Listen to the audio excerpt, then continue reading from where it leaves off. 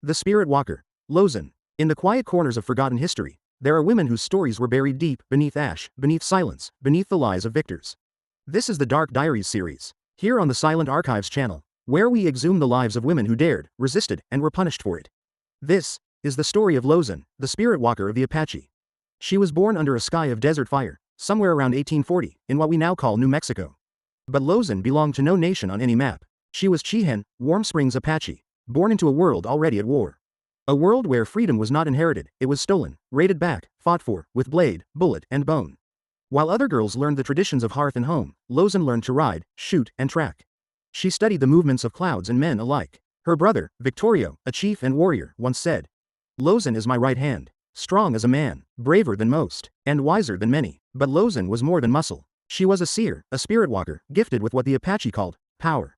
In times of danger, she would stand still, hands lifted to the sky, chanting softly, until the wind told her where the enemy hid.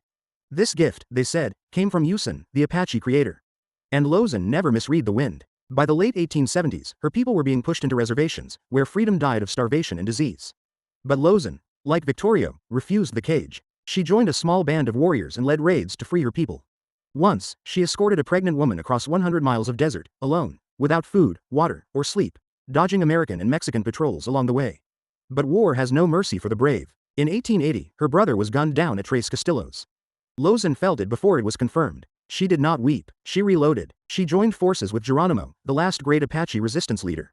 Together, they fought, against cavalry, betrayal, and time. But the end came in 1886. Geronimo surrendered, so did Lozen, but there would be no peace. She was imprisoned in Alabama, a place that had never known her people, her son, her spirits.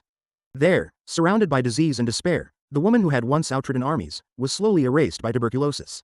She died in 1889. No grave, no ceremony, just silence. But Lozen never truly vanished. To the Apache, a warrior's spirit does not end. It rides the wind, and if you listen, deep in the desert night, you may still hear her whisper, guiding the lost, watching the invader, protecting the last memory of a people who would not bow.